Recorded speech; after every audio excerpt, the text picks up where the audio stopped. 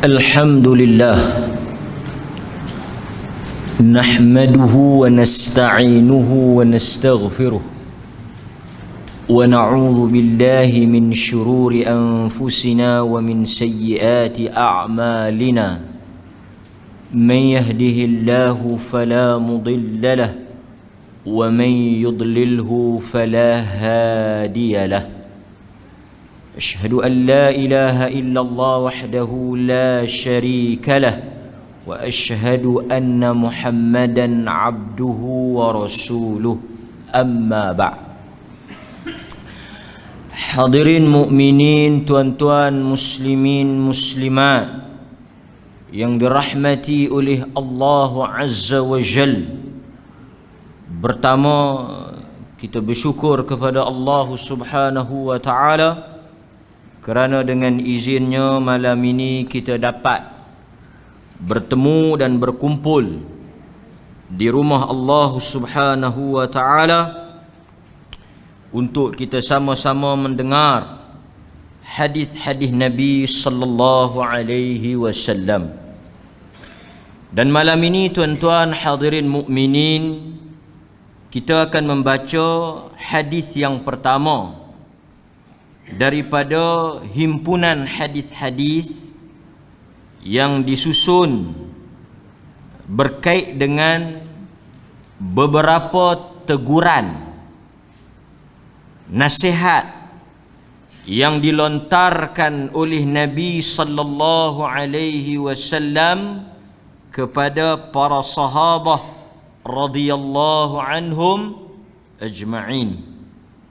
Jadi kita di sini bermula pada malam ini akan membaca kitab ataupun buku yang dikarang oleh sahabat saya Al-Fadhil Ustaz Mustafa, yang mana dalam buku ini beliau himpunkan hadis-hadis yang berkait dengan teguran Nabi kepada sahabat. Dan malam ini kita bermula dengan hadis yang pertama. Dan kita ada buku ini, kita bekalkan buku ini, harganya RM24. Kalau tuan-tuan nak, tuan-tuan boleh beli, boleh dapatkan. Kalau ada yang duit banyak, yang ada lebih, boleh beli dengan wakaf. Boleh beli 10-20 buah, baru dalam 300-400, dan tuan-tuan boleh cok wakaf, letak di masjid. Tiap-tiap kali kita kelas, kita boleh ambil guna manfaat untuk bersama. Ini sebahagian daripada usaha kita nak menimbulkan kecintaan kepada ilmu. Bila ada kitab ni, malam ni kita bagilah. Next week, malam berikutnya kita tak bagi, tapi tuan-tuan yang ada kitab tu boleh bawa. Di malam ni pertama kita nak bagi supaya tuan-tuan boleh berkenalan dengan hadis yang pertama. InsyaAllah malam ini kita mula dengan hadis yang pertama daripada Abu Bakrah Nafi' bin Al-Harith radhiyallahu an. Daripada Abu Bakrah radhiyallahu an, katanya annahu intaha ila an-nabi sallallahu alaihi wasallam wa huwa raki'un faraka'a qabla an yasila ila as-saff. فذكر ذلك للنبي صلى الله عليه وسلم فقال زادك الله حرصا ولا تعد أو كما قال حديث رواه البخاري. Tuan-tuan tengok terjemahan hadis. Tengok dia punya terjemahan dia. Abu Bakrah menceritakan annahu intaha ila nabi, dia pergi ke masjid untuk salat jamaah. Bila dia sampai di masjid, dia mendapati wahuwa raki'un, dalam keadaan Nabi sallallahu alaihi wasallam, huwa tu Nabi lah, dia raki'un, sedang rukuk, tengah rukuk. Nabi ni siapa? Imam. Maksudnya Abu Bakrah sampai di masjid, dia tengok Nabi sedang rukuk. Okey? Faraka'a. Apabila dia nampak Nabi tengah rukuk, dia pun rukuk. Qabla an yasila ila as-saff. Dia kata apa di situ? Dia rukuk sebelum dia masuk ke dalam saf. Maksudnya dia rukuk di pintu lagi. Dia nampak Nabi rukuk, terus dia rukuk. Kemudian dia berjalan. An yasila ila saf, qabla an yasila ila saf, sebelum dia sampai ke saf tu dia dah rukuk. Kemudian dia berjalan, dalam keadaan dia rukuk itu dia masuk ke dalam saf. Maksudnya dia berjalan daripada pintu tu pergi ke saf dalam keadaan rukuk. Mujur tak sujud. Kalau sujud, jenuh qadek. Dia buat ini atas apa dia? Atas ijtihad dia. Atas pendapat dia. Dia nampak Nabi rokok, dia terus rokok. Lepas tu dia berjalan sambil rokok, dia masuk ke dalam saf. Dalam riwayat yang lain, Nabi dengar kelang kabut tu. Nabi dengar pergerakan dia itu didengari oleh Nabi yang duduk di depan. Maksudnya dia dalam keadaan ajalah, tergesa-gesa. Tak dan nak masuk dalam saf, terus rokok, gedebuk-gedebak dengar. Dia mai. Habis tu dalam riwayat sebut Nabi sallallahu alaihi wasallam tanya,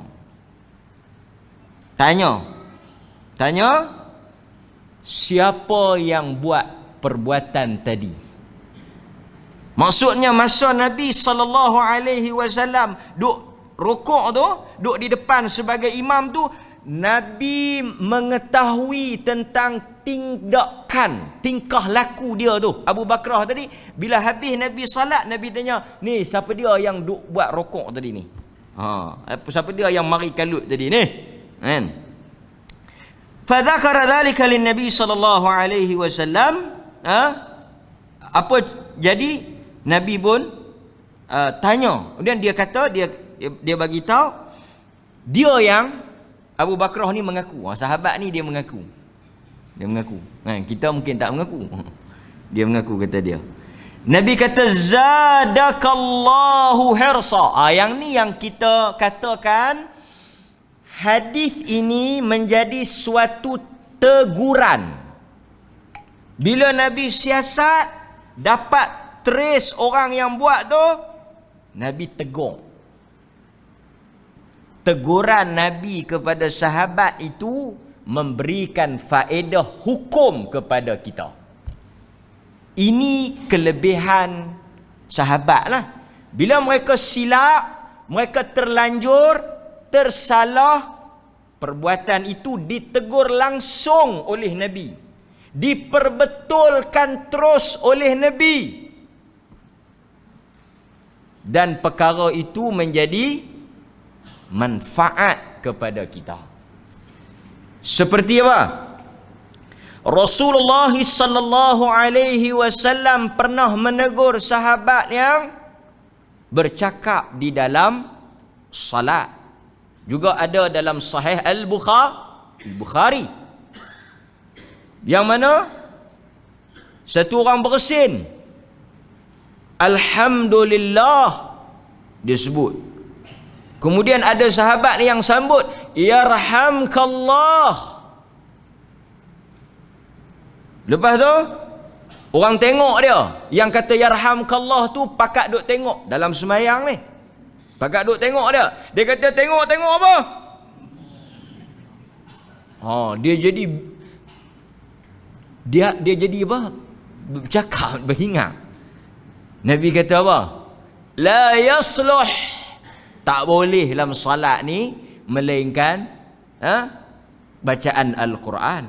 Kemudian turun firman Allah, wa qumu lillahi qanitin, dan hendaklah kamu berdiri menghadap Allah itu dalam keadaan qanitin, dalam keadaan kamu berdiri. Maksudnya tak boleh kamu bercakap, tak boleh bersembang.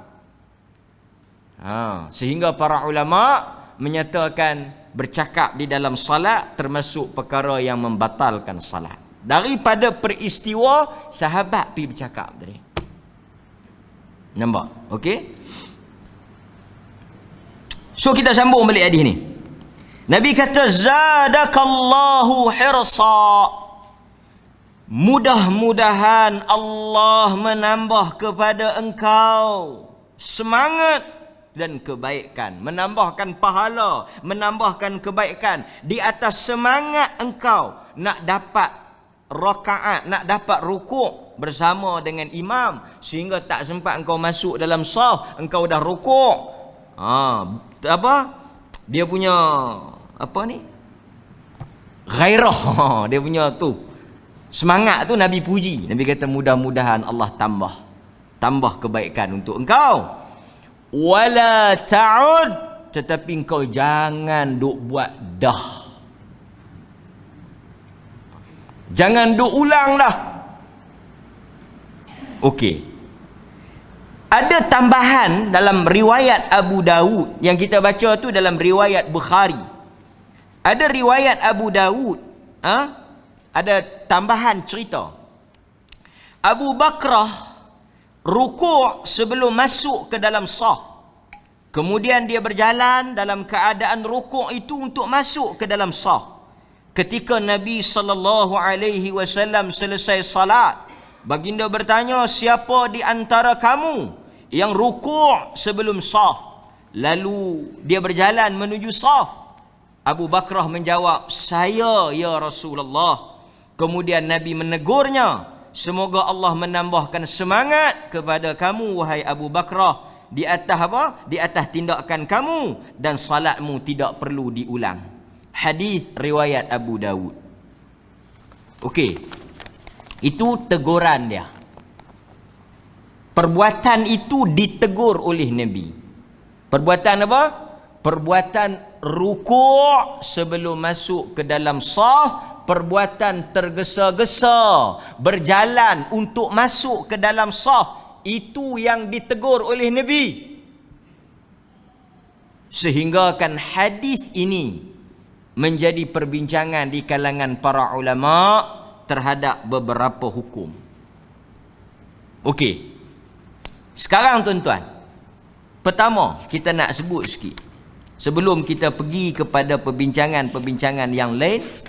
Nombor satu, hadis ini apabila Nabi SAW kata dekat dia, zadakallahu hirsa wala ta'ud, moga Allah tambah kebaikan untuk kau.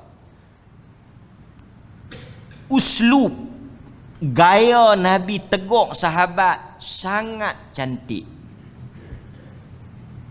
Tidak berbentuk hentaman, tidak berbentuk kritikan, tidak berbentuk sindiran, tidak berbentuk perli, tidak berbentuk menjatuhkan air muka, tetapi menggunakan perkataan yang sangat elok.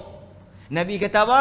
Sebelum Nabi nak tegur, tak boleh buat macam ni, jangan duk ulang dah perbuatan ni, tapi Nabi doa dekat dia, zadakallahu hirsa, moga Allah menambahkan pahala dan kebaikan di atas semangat engkau. Semangat itu bagus, tapi tindakan itu tak betul.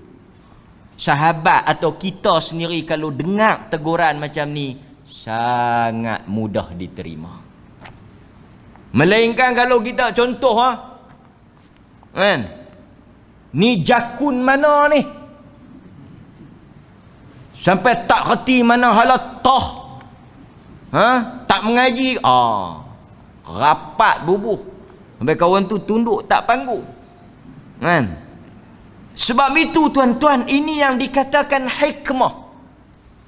Orang tersebut dia ada semangat, tetapi semangat itu tidak dibina di atas dasar ilmu.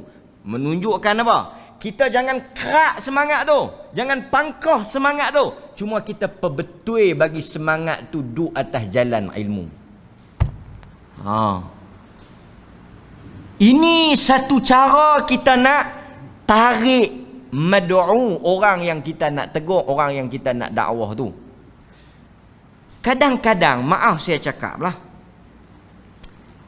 kita nasihat orang ni perlu muhasabah kita niat apa. Nasihat ni. Nasihat ni kadang-kadang dia bermata dua. Satu saya bagi contoh. Ulama bila dia tafsir makna nasihat ni perkataan Arab. Nasihat ni maksud dia iradatul khair limansuh, dia kata. Apa dia tu nasihat? Tuan-tuan kena ingat ni, takrif ni, definisi ni. Iradatul khair limansuh. Kita mengharapkan kebaikan ke atas orang yang kita nasihat. Maksudnya kita tegur tu, kita nasihat tu, yang kita kata tu untuk kebaikan dia. Maka bila kita kata untuk kebaikan dia, buat dengan cara yang paling beradab. Kita kata nak tegur dia, nak bagi dia jadi elok, tapi cara kita tu pemalu dia, peleceh dia, pemain dia, pejatuh ayak muka dia. Sebab itu kata Al-Imam Syafi'i rahimahullahu ta'ala, dia kata orang yang tegur secara berhadapan, tegur di khalayak, dia bukanlah menginginkan kebaikan, sebab dia memalukan kawan tu. Nampak? Pasal itu tuan-tuan, kita kena sebelum kita nak nasihat tu, kita kena betulkan ni tujuan ni tu apa. Kadang nak pemalu dia, kadang setengah dalam mesyuarat, geram ni nak bubuh dalam mesyuarat. Duk mai tu memang niat nak pergi duk bertengkar, duk berkelahi, bukan nak kebaikan. Kalau nak kebaikan, cara dia lain. Maka sebab itu kita bila nak nasihat isteri kita, anak kita, keluarga kita, masyarakat kita, orang kampung kita ke apa ke, pasal itu tuan-tuan tengok, kita nak tegur tu imam, kita kata apa? Tu imam silap, tu imam salah, tu imam tak betul. Subhanallah. Kita tak kata inna lillahi wa inna ilaihi raji'un. Kita tak kata. Perkataan yang Quran atok, yang Tuhan kata, kalau nak tegur imam, subhanallah. Subhanallah, maha suci Allah, zikir. Imam tu pun bila dengar, dia pun rasa okey, berlapang dada. Kan? Ini satu benda. Pasal itu kata para ulama, bila kita nak nasihat satu orang, kita pegang tangan dia, kita pergi di tempat-tempat yang orang tak tahu, kita dengan dia saja. Kalau kita nak tegur secara umum, kita rahsiakan identiti. Ni nak kata sikit kat Tok Imam masjid ni. Tu dia. Tok Imam tu duk ada. Kan? Pemalu dia di hadapan anak qaryah dia. Dia sebagai imam, pemimpin, dia nak imam salat, maka benda tersebut bukanlah bertujuan kebaikan, tetapi bertujuan untuk nak menjatuhkan muka dia. Ini tak betul lah. Kita tengok cara Nabi tegur tadi. Itu yang pertama. Yang kedua kata para ulama, berdasarkan kepada hadis ni, Nabi SAW menegur Abu Bakrah radhiyallahu an yang tergesa-gesa mari semayang ni. Ini satu benda yang kita nak kena perhati lah. Mari semayang tu bagus, bersemangat nak mari ligan jamaah tu bagus, tetapi kalut semacam berlari sampai termengah-mengah, itu termasuk daripada perkara yang dilarang oleh Nabi SAW. Nampak? Dalam mai semayang tu pun ada etika. Seperti mana dalam hadis yang diriwayatkan oleh Al-Imamul Bukhari, Nabi kata apa? Apabila salat telah didirikan, maksudnya apa? Uqimatis salah. Orang qamat nak semayang ni. Qamat ni orang nak semayang lah. Nabi kata janganlah kamu mendatanginya dalam keadaan berlari. Jangan, Nabi kata jangan kamu mendatangi ataupun jangan kamu masuk ke dalam saf dalam keadaan kamu berlari, tetapi hendaklah kamu berjalan dalam keadaan tenang. Alaikum bis sakinah wal wiqar. Kata Nabi, hendaklah kamu tenang dan hendaklah kamu berjalan dalam keadaan tertib. Kalau kita lah duk tertib apa lagi, duk tenang apa lagi, dah orang nak rokok tu. Nampak. Pasal itu agama kita duk sebut banyak kali, dia tak boleh guna akal. Berlari turun, tinggal tak telon dia king ke setengah tu, mari nak liga ni. Apatah lagi kalau dia dengar tu imam baca, dia boleh tahu kata tu imam tu nak habis dah kan. Dia sampai-sampai tu imam baca kul huwallah ke, tak mana lam yalid walam yulad, dia duk dengar lam kereta, oh lam yalid walam yulad, duk ada walam yakul lahu, dan lagi turun pederah. Pasal itu saya sayau juga selending dua ni kan, kok nak batu ada setengah-setengah masjid batu. Hak jenis mes tahun sekali pun ada lah juga kan. Tapi nak habaq ya, demikian. Nabi bagi solution. Nabi kata salatlah apa yang kamu sempat. Salatlah apa yang kamu sempat. Adapun rakaat yang tertinggal itu kamu sempurnakan. Tak payah kalut. Kalau sempat, salat alhamdulillah. Kalau kamu tak sempat, maka kamu ganti masbuqa selepas daripada habis salat tadi. Kata Al-Imam An-Nawawi rahimahullahu ta'ala, pada hadis ini terdapat seruan yang kuat supaya kita mendatangi salat dalam keadaan tenang dan tenteram, serta larangan mendatangi salat dalam keadaan berlari, sama ada salat fardu ataupun salat Jumaat. Sebab apa? Kata para ulama, ia akan memberi kesan kepada khusyuk. Walau bagaimanapun tuan-tuan, kita nak kena halusi sikit maksud tenang ni. Sebab apa? Tenang ni bukanlah bermaksud slow sangat, pun tak betul juga kan. Tauk langkah macam kawat berirama pun tak boleh juga kan. Tauk langkah tauk langkah kan, jalan. Dia sebenarnya seperti mana yang disebut oleh para ulama, kita boleh berjalan cepat. Tuan-tuan kena beza sikit. Larangan tak bagi kita kalut tu, larangan yang bagi kesan bila kita masuk dalam saf, kita tak boleh fokus pada sembahyang. Maksudnya kita lari sampai termengah-mengah, tercungap-cungap, yang tu tak boleh lah. Tapi kalaulah kata kadar jalan kita tu laju sikit daripada biasa, kita duk dengar tu imam duk baca macam nak habis, nak rokok, ataupun kita main-main tu imam duk rokok dah, kita duk takut sekali ikut dia panggung, dia tidak tak ada rokok, kita kuatkan sikit, kita lajukan sikit, yang tu tak termasuklah larangan ni. Seperti mana yang disebut oleh Abdullah ibn Mas'ud radhiyallahu an, dia kata ahaqqu ma sa'aina ilaihi salah. Dia kata perkara yang paling berhak untuk kita segera, ma sa'aina, untuk kita segera, perkara yang paling afdal, paling berhak untuk kita nak cepat ni, tak ada lain dan tak ada bukan untuk mendapatkan salat. Abdullah ibn Mas'ud kata, dalam banyak-banyak perbuatan dalam hidup kita ni, yang paling utama untuk kita segera, untuk kita cepat, untuk dapat salat.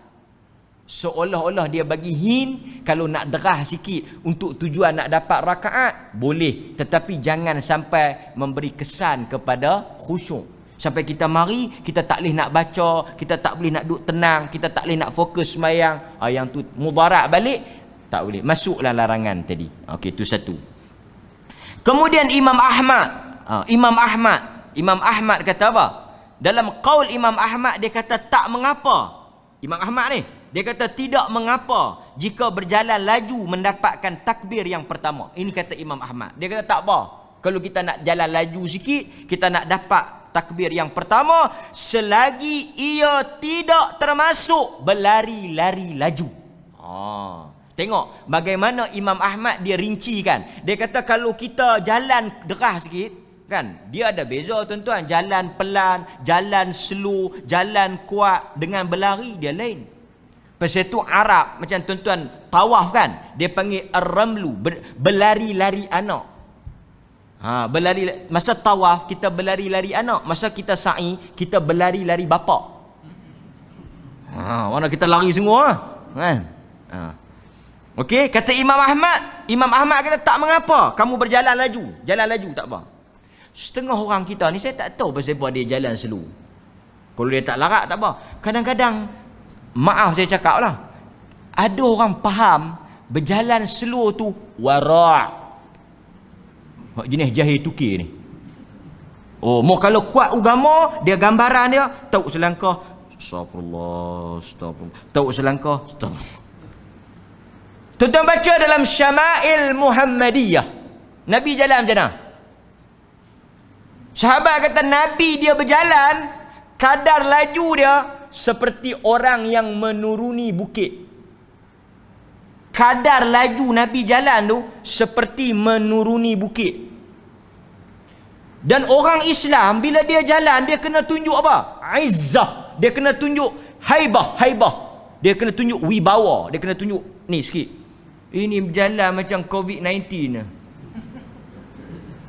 Yang tak larat tak apalah. Yang ni yang kadang-kadang dia kena ada firm bagi orang tengok, oh ini kemah orang Islam ni. Bukan berjalan mendabik dada, tak. Berjalan tu bagi orang nampak orang Islam tu ada haibah, ada dia punya wibawa kan. Ni antara sunnah. Pasal tu bila orang tengok Nabi, orang nampak firm. Nampak firm, nampak kemah kan. Walaupun mungkin umur tua tapi kemas. Nampak jalan tu nampak elok kan. Ini long line macam tak makan. Buat tak larat, buat duk apa? Welfare. Ini bukan. Ni kau warak dak saya ni. Lepas tu bagi salam pun Assalamualaikum. Itu bukan warak. Lemah lembut pun bukan. Itu dia panggil apa? Nabi bila dia cakap orang dengar sah. Orang dengar sah. Bukan dia menjerit, bukan dia tempik dah. Orang dengar dia bercakap. Pasal itu ada di zaman sahabat orang yang buat. Dia buat cakap pelan apa. Sahabat kata ada orang yang paling bertakwa di sisi Tuhan. Bila dia berjalan laju, bila dia pukul sakit, bila dia bercakap kami dengar. Nampak? Ini satu benar kan. Okey. Bahkan diriwayatkan bukan sahaja seorang dua yang berpandangan bolehnya kita bergerak laju, berjalan laju ataupun mempercepatkan langkah kita ini untuk mendapatkan rakaat. Maksudnya tindakan, sekali kita takut salah faham atau kita takut keliru, tindakan mempercepatkan langkah atau berjalan laju sehingga tidak ke tahap berlari masih dalam ruang yang dibenarkan oleh syarak berdasarkan kepada qaul sebahagian imam. Pandangan, qaul tu maksud pendapat sebahagian imam. Okey. Walau bagaimanapun tuan-tuan, ada riwayat daripada sahabat Anas bin Malik diceritakan bahawa Zaid bin Thabit dia cerita tentang perjalanan dia bersama Anas bin Malik. Dia kata uqimatis salah wa Anas bin Malik wadi'un yadahu alayya qal faja'altu ahabuhu an arfa' yadahu anni wa ja'ala yuqaribu bainal khuta. Dia kata satu hari aku pergi masjid dengan Anas bin Malik, kami dengar orang iqamah, Anas bin Malik letak tangan atas aku. Letak tangan atas aku kan. Letak tangan atas aku, jadi aku tak boleh berjalan. Aku duk berasa macam nak habaq ni, tolong angkatlah aku nak berjalan cepat sikit ni. Anas bin Malik letak tangan atas dia, menyebabkan dia tak boleh nak berjalan laju. Dia duk cakaplah hati dia ni macam nak kata kat Anas bin Malik ni, tapi dia tak beranilah. Dia kata ni, duk letak buat apa, duk pegang apa ni, orang nak berjalan ni. Kan? Wa ja'ala yuqarib bainal khuta fantahaina ila al masjid. Lepas tu kami pun berjalan lah. Dia oleh kerana Anas pegang dia berjalanlah pelan. sampai ke masjid, wa qad subiqna bi raka'ah, kami dah terlepas satu rakaat. Wa qad sallaina ma'al imam wa qadaina ma kana. Lepas tu kami pun sambunglah sembahyang apa yang dan, lepas tu kami ganti apa yang tak dan. Faqala li Anas bin Malik, ya Thabit. Dah habis sembahyang, mungkin Anas tengok aku macam tak apa nak ni kot. Dia, ya Thabit. Dia kata, ya Thabit, i'mal billadhi sana'tu bika. Hang nak bagi ingat ni, bila nak main masjid, jalan lagu kita berjalan tadi. Anas bin Malik kata. Dia kata, i'mal billadhi sana'tu bika. Hang buat macam mana kita main tadi. Jangan kalut. Hang dengar qamat pun jalan bertenang. Qultu na'am. Qultu na'am. Thabit kata, na'am. Dia kata, baik, aku akan ikut. So Anas bin Malik ni bagi tahu apa? Anas bin Malik ni Thabit ni bagi tahu apa? Anas berjalan dalam keadaan tenang sehingga terlepas satu rakaat. Kita boleh kata kesimpulannya di antara dua. Tidak terlalu lambat dan tidak terlalu cepat. Okey? Kalau kita berjalan cepat juga, dia jadi macam mana Ustaz? Kalau kita lari juga, kan? Salat sah. Tetapi perbuatan itu dianggap makruh oleh sebahagian ulama yang mengatakan apa? Makruh maksud perbuatan tu dibenci dan dia mencacatkan salat tu. Mencacatkan kesempurnaan salat tu. Tetapi masih sah. Kan? Sah. Okey. Kemudian kita tengok pula perbincangan berikutnya. Ini juga perbincangan yang sangat penting. Nombor 1 dapat, nombor 2 pun dapat, nombor 3. 1 tadi teguran Nabi. Nombor 2 isu berjalan pergi ke masjid. Isu yang ketiga, apabila Nabi SAW pergi dekat Abu Bakrah. Ini perbincangan besar di kalangan para ulama. Pergi dekat Abu Bakrah, dia kata wala ta'ud. Wala ta'ud ni para ulama berbeza kepada beberapa pandangan. Satu, jangan ulang. Jangan ulang tu apa dia? Jangan ulang salat. Pasal apa tak payah ulang? Salat tu sah. Okey. Isu dia tuan-tuan, isu dia apa?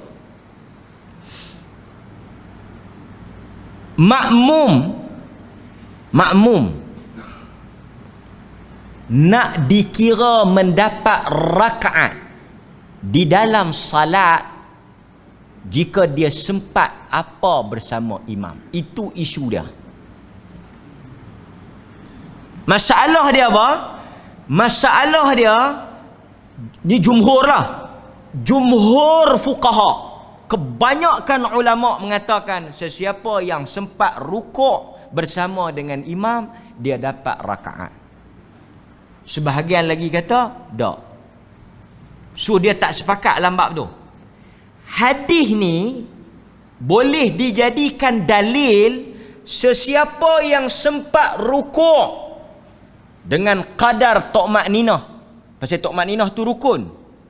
Dia sempat rukuk dengan kadar tumakninah, dia dapat rakaat tersebut. Pasal apa? Pasal Abu Bakrah tadi, dia sempat rukuk. Dia tak sempat Fatihah.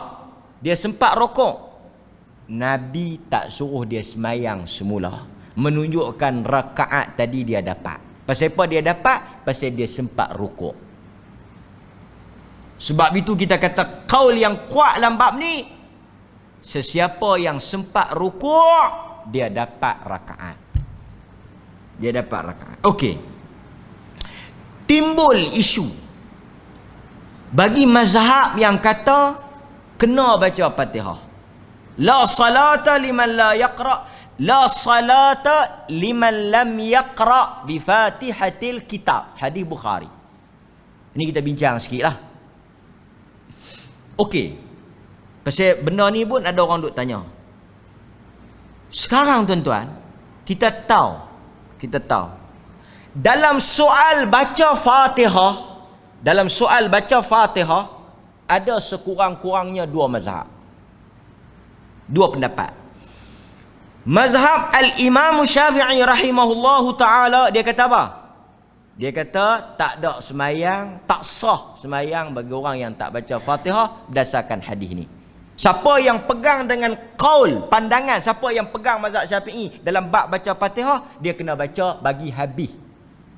Dia tak boleh baca sekat, dia kena baca bagi habis. Okey.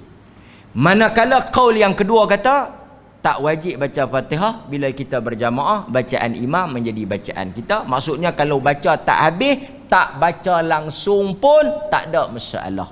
Okey. Walau bagaimanapun tu satu bab. Tu satu bab, baca Fatihah tu satu bab. Tetapi dalam mazhab Syafi'i juga dia sebut apa? Dalam mazhab Syafi'i dia sebut sesiapa yang mai dalam kadar imam dah rokok atau imam hampir rokok. Imam, kalau tuan-tuan pegang dalam mazhab Syafi'i kata wajib baca Fatihah pun tak ada masalah. Dia kata siapa yang mai dalam keadaan imam dah nak rokok ataupun dah rokok, Fatihah itu pun sebenarnya dah gugur. Maksudnya boleh terus rokok. Cuma saya nak tambah sikit dah. Clear? Maksudnya tak ada masalah. Dia kata saya tak ada baca Fatihah ustaz, tu imam rokok. Dalam mazhab Syafi'i kata bila kita sampai rokok dah tak perlu baca apa? Fatihah. Okey. Tapi kalau kita mai kita sempat baca Fatihah. Kita mai sempat baca Fatihah, cuma tu imam tu rokok, tengah kita duk baca Fatihah. Tengah kita duk baca Fatihah. Dalam mazhab Al-Imam Syafi'i dia kata kena bagi habis. Dia Fatihah tu dia kira baca bagi habis. Dia kata saya dah baca ustaz, tapi tak ada habis. Takat mana? Takat Ar-Rahman Ar-Rahim, lepas tu saya rokok. Oh, tak kira lah. Fatihah tu dia kira tu 7. Bahkan dalam mazhab Syafi'i dia kata apa? Hendaklah seseorang itu menghabiskan Fatihahnya walaupun imam itu bangkit daripada rokok. Cuma jangan dia dengan imam tu, dalam mazhab Syafi'i kita, jangan dia dengan imam tu apa? Dia dengan imam tu jangan apa? Ni, duk perbetul Fatihah, duk pedor baca Fatihah sampai imam tu dah 2 rukun besar. Dia rokok, 1 rukun besar. Dia i'tidal rukun kecil. Lepas tu dia sujud. Kita duk maliki yaum. Tu imam kata yau kena nipih, kena lembut. Maliki yau. Oh, nak bagi nipih ni, nak bagi nipih. Kalut mengaji tajwid ni. Lepas tu dah betul yau dah nipih, ma pi tebal pula. Maliki yau. Oh, maliki ya. Tu imam nak bangkit rakaat kedua. Mayang sorang-sorang lah. Pasal dia dengan imam tadi dah lebih berapa rakaat? Berapa rukun? 2 rukun besar. Iaitu rukuk dan sujud. Tapi kalau katalah tu imam sujud, dia rukuk, masih duk follow. Tu imam sujud, dia waladhdallin, dia rukuk. Rukuk dengan sujud dekat ke jauh? Masih dekat, masih boleh. Poin dia apa? Dalam mazhab Syafi'i dia firm kena baca Fatihah bagi. Okey, nampak? Itu saya nak kata. So sekarang ni kita tengok hadis ni, Nabi kata jangan ulang. Jangan ulang menunjukkan apa? Rukuk dikira rakaat. Selesai. Rukuk dikira rakaat. Sebab itu, kita boleh bawa pi isu ni pi 3-4 perkara. 3-4 kes. Satu, tuan-tuan tengok orang yang pergi semayang Jumaat. Untuk dia dapat semayang Jumaat, sekurang-kurangnya dia kena mendapat apa? Dia kena mendapat 1 rakaat. Seseorang dikira mendapat Jumaat kalau dia sempat 1 rakaat. Macam mana nak kira dia dapat 1 rakaat? Dia hendaklah sempat rukuk pada rakaat yang kedua bersama imam. Dia pergi ke masjid hari Jumaat, dia terlewat tu imam duk rukuk rakaat kedua. Dia masuk, dia sempat. Tumaninah ada. Depa kata pula macam mana kita nak ukur tumaninah ni, nak sukat lagu mana, berapa lama? Berapa lama kita nak ukur? Wallahu a'lam. Sebahagian ulama menyatakan kadar tumaninah sekurang-kurangnya lafaz tasbih. Maksudnya masa tuan-tuan Allahu Akbar, tuan-tuan rokok, subhanallah. Tuan-tuan sempat kadar tu. Kalau sub ya. Lepas tu panggung. Oh tak ada lah. Dia kurang-kurangnya lama mana tu? Kadang macam-macam. Dia kira tiga, dia kira nafas. Kira tuan-tuan rokok tu, subhanallah. Lepas tu, Tok Imam sami'allahu liman hamidah. Dapat. Tapi kalau tuan-tuan baru duk gaya nak Tok Imam sami'allah, Tok Imam tak bagi can langsung, tak ada kerjasama langsung. Panggung tu Habis rakaat tu lah. Ni tak dapat rakaat tu start mutu beli. Aku tak dapat, aku beli. Tak kan. Continue kat lain. Nabi kata wa ma fatakum fa'timmu. Okey, clear? Okey, sekarang kita pergi masjid, kita dapat rakaat kedua. Kita dapat rakaat kedua artinya kita dapat Jumaat tu. Kita dapat Jumaat, sekali bila tu imam bagi salam, kita hanya tambah lagi satu rakaat. Kita tak bagi salam lagi. So kita bagi azan tu. Saya tersambung. Wallahu a'lam.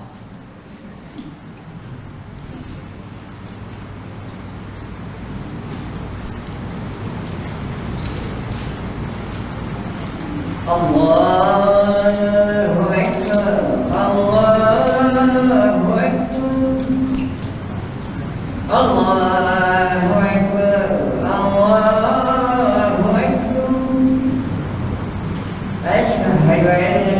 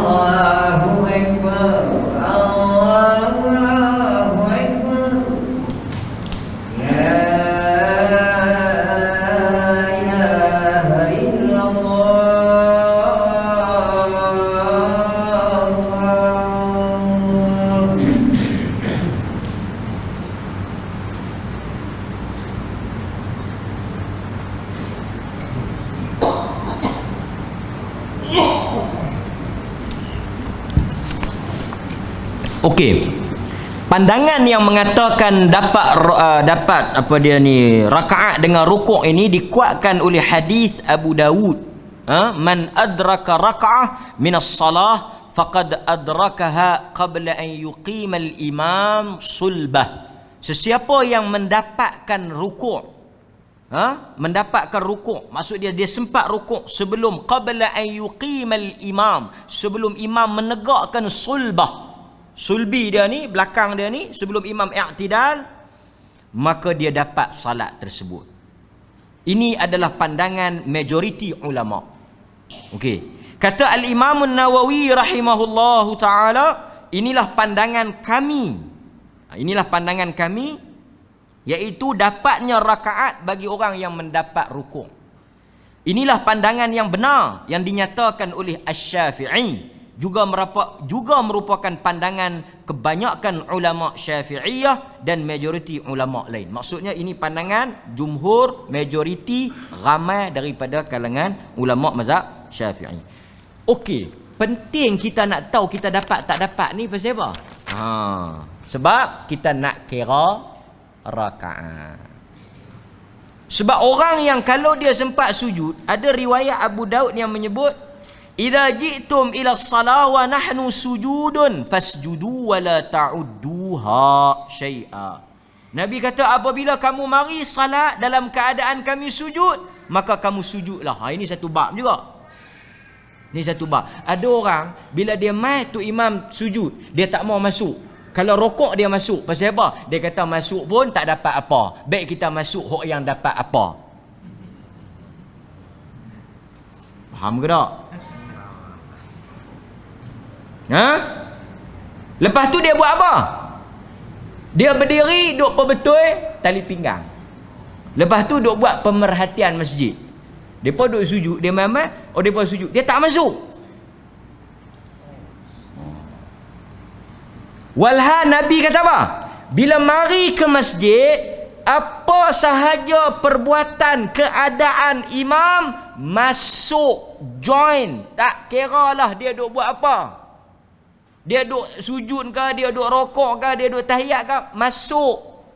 Dalam riwayat yang lain Nabi kata masuklah fi ayyi hal, dalam apa keadaan pun. Tapi kalau lain daripada rokok, jangan kira rakaat tu saja. Tapi Nabi tak benarkan kita duduk dalam keadaan berdiri tunggu tak masuk. So very clear. Dia kata nak masuk, apa dah kita tak dapat apa, kita tunggulah. Buat penat ya. Salat jamaah ni selain daripada pahala berjamaah, dia nak ajak apa? Dia nak ajak kesatuan. Yang ni orang mayang jemaah ni kadang-kadang dia tak boleh faham. Pasal itu Nabi tak benarkan orang yang walaupun dah semayang duduk di belakang tak semayang. Pasal apa Nabi, dia pun dah semayang. Macam dalam satu hadis, Nabi semayang-semayang, belakang tengok ada dua orang tak semayang. Nabi kata, ma mana'akuma an tusalliya ma'ana. Nabi kata, pasal apa hampa dua tak semayang sekali dengan kami, tak sah ni? Dia berkata, kami dah semayang di rumah kami. Nabi kata, tak boleh. Kalau kamu mari ke masjid, kamu semayang. Kalau tak mau duduk di luar. Sebab apa? Dia pun dah semayang. Betul lah. Sebab Nabi tak nak perpecahan. Nabi tak mau ada, sebab itu ada bab tak bolehnya ada dua jamaah dalam satu masjid. Ini kita akan bincang panjang lah bab dua jamaah ni. Tapi Nabi tak benarkan. Pasal itu siapa yang musafir ke apa ke, bila dia mari, dia join jamaah. Kalau dia tak mau, kami tak mau, kami nak qasar, kami nak jamak sama-sama puak kami, hampa jangan masuk lagi dalam masjid, hampa duduk luar dulu. Bila selesai, sekali hampa masuk geng bah hampa buat sama-sama hampa. Tapi kalau ni ada yang jamaah rasmi, imam ratib, imam yang dilantik, duk masih lagi duk semayang, depa masuk, depa pi buat satu geng depa. Lagi teruk, mai pula bah lain. Yang nu bah apa? Sinar harian. Yang ni bah apa? Ni depa buat lain. Pasal apa tak mau join hok ni? Maka tak boleh. Kita sembahyang jamaah ni kita nak bagi bersatu. Tak boleh. Okey. So kita masuk nak bagi keseragaman. Tapi tak boleh kira lah. Okey, ada orang tanya. Dia kata sekarang ni kita timbul isu. Dia kata sekarang saya bangun lewat. Umpamanya asar, saya bangun lewat. Dekat-dekat nak maghrib, saya pun cepat-cepat sembahyang. Elok-elok saya rokok subhana rabbiyal azim, subhana rabbiyal azim, sami Allahu liman hamida rabbana walakal ham. Elok-elok rabbana walakal ham. Tuk Bilal masjid pun sambung Allahu akbar, Allahu akbar. Maghrib. Maghrib. Dia sami Allahu liman hamidah asar, Bilal dah bang maghrib. Dia terlena. Dia terjaga dah. Kalau kita tengok pada hadis yang dapat rakaat tadi, yang sempat rokok, dia salat asar dalam waktunya. Pasal apa dia salat asar dalam waktunya? Kerana dia dapat satu rakaat dalam waktu itu. Tuan-tuan nampak tak? Untuk dapat waktu tu kena sekurang-kurangnya sempat 1 rakaat. Tapi kalau tuan-tuan baru duk waladdallin, tak ada rokok lagi, orang bang, habis lah. Makna tuan-tuan semayang di luar waktu, qadha lah. Tapi tak berdosa. Pasal apa? Pasal tertidur. Kan? Tuan-tuan qadha lah. Okey, itu cerita dia. Kalaulah, kata para ulama, sikit kita tambah, kalaulah rukuk tidak dikira rakaat, tentulah Nabi akan suruh Abu Bakrah tambah lagi 1. Sebab kalau tuan-tuan, kalau rukuk tak kira rakaat, contoh katalah Abu Bakrah ni semayang 4, 1 tu tak kira, dia semayang 3, maksud tak cukup. Tak cukup, Nabi kena suruh dia tambah. Tapi dalam hadis ni Nabi tak suruh dia ulang, Nabi tak suruh dia tambah, Nabi tak suruh dia semayang lain. Cuma Nabi kata apa? Jangan duk buat perangai kalut tu dah. Yang semayang tadi kira okey. Sebab ada hadis lain yang semayang Nabi suruh ulang. Bisa jumpa ada hadis tu, yang Nabi masuk dalam masjid, tengok satu orang lelaki-lelaki, hadis Bukhari, dia duk semayang, lepas tu dia mai bagi salam. Nabi kata apa? Fasalli fa innaka lam tusalli. Hang pi semayang lain, hang tak semayang lagi. Dia pi sampai 3 kali, menunjukkan kalau tak sah Nabi akan suruh ulang. Tapi yang ni Nabi tak suruh ulang, menunjukkan semayang tadi okey, clear. Ini antara apa yang boleh kita belajar daripada teguran. Nabi tegur kalut tu, Nabi tegur jangan bagi masuk sah dulu baru rokok. Nabi tegur yang tu, bukan yang rakaat tadi. Ini perkara yang penting lah.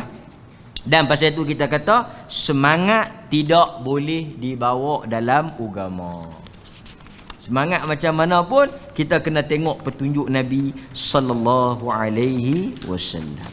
Okey tuan-tuan, itu hadis yang kita perolehi pada malam ini. Wallahu taala a'lam. Okey, dan sebahagian saya tambah sikit. Ada sebahagian ulama kata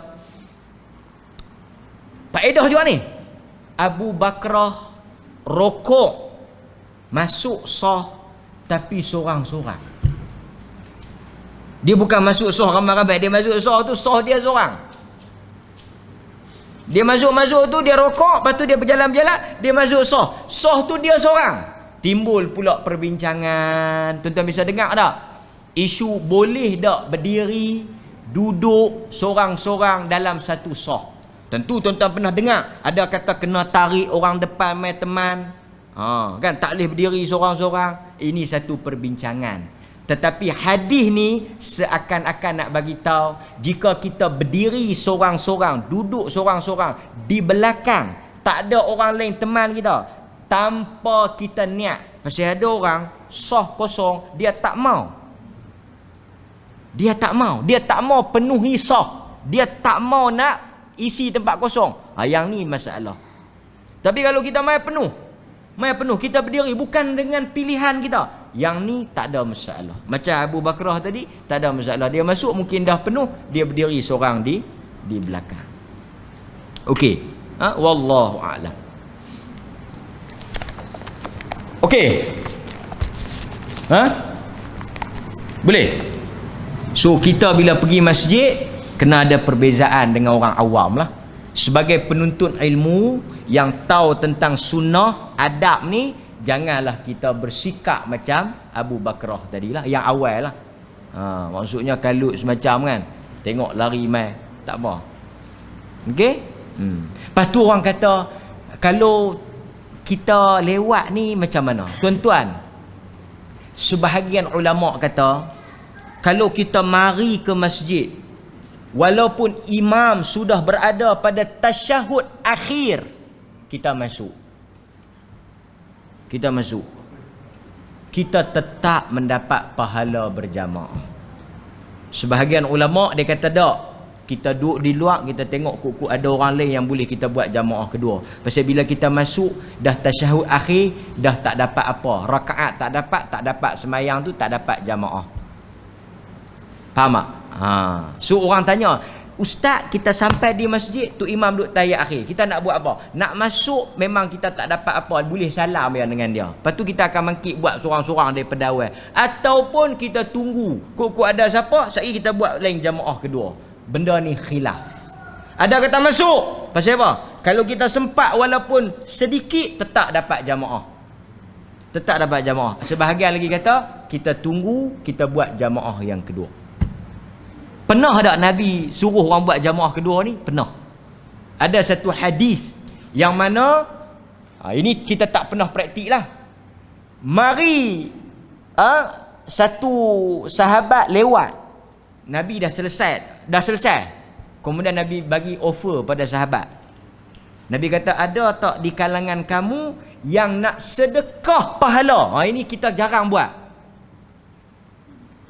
Nabi dah habis, lepas tu mai satu orang, dia tak semayang lagi. Nabi kata, ada tak di kalangan hampa ni yang dah semayang ni nak pi bagi pahala dekat dia? Nak buat macam mana? Hampa pi mayang pula dengan dia. Kan kita dah bincang kan, mayang boleh ulang bersebab. Semayang boleh ulang bersebab. Maksudnya tuan-tuan sekali habis, katalah siapa mai masjid ni, tuan-tuan tak ada apa nak buat, tuan-tuan kata tak apalah, mai duduk saya jadi makmum jemaah. Dia tak bukan mayang dah tadi. Tak apa, yang tadi wajib, yang ni saya teman jadi sunat. Dapat pahala berjemaah daripada nak biar dia mayang sorang-sorang. Dia main masjid tentu nak mayang berjamaah. Dapat tak? Boleh. Tuan-tuan tengok. Tuan-tuan duk zikir, tengok kawan tu. Tuan-tuan duk zikir, tengok kawan tu baru masuk. Dia tak nak mayang ke? Ya, nak mayang. Saya boleh teman. Tapi RM30 lah.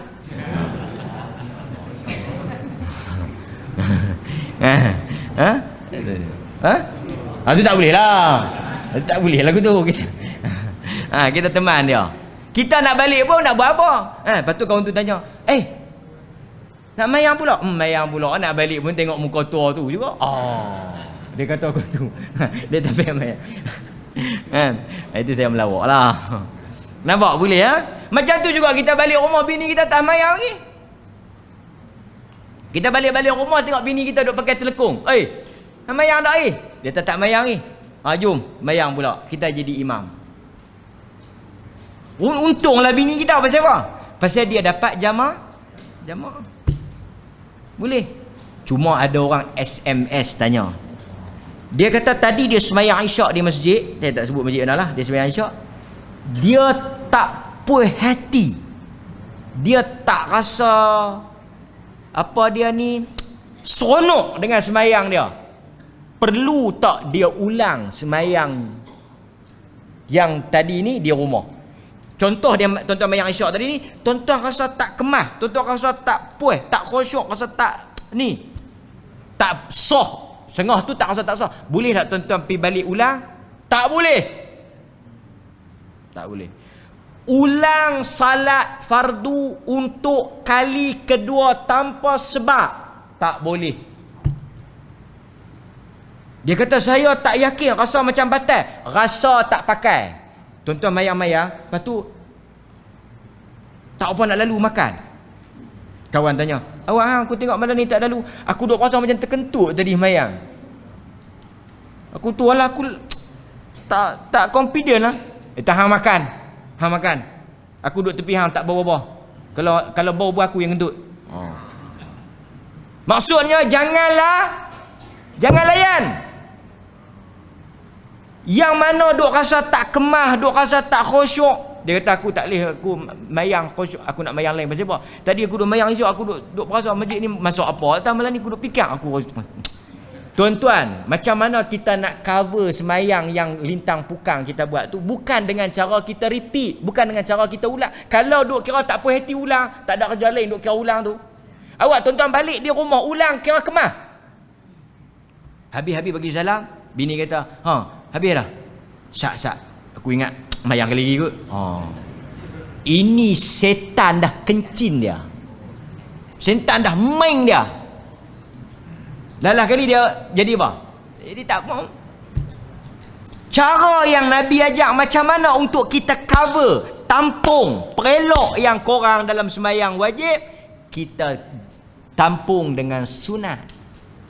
Pasal itu dalam hadis Nabi kata apa? Awwalu ma yuhasabu bihil 'abd yaumal qiyamah as-salah. Nombor satu yang Tuhan akan tengok semayang.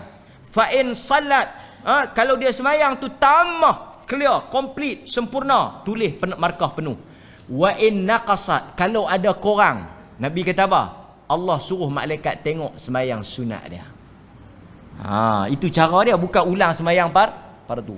Hatta tuan-tuan duk rasa tak sah pun tak payah layan. Pasal apa? Al-yaqin, yang tuan-tuan yakinnya sah, yang duk mai wah-wah batal tu tak boleh membatalkan yang ya. Jangan duk layan, buah dia jangan duk layan. Saya abang kat kawan tu tak payah duk ulang. Dia kata saya tak sedap hati semayang sunat. Nampak? Itu cara dia. Wallahu a'lam. Okey.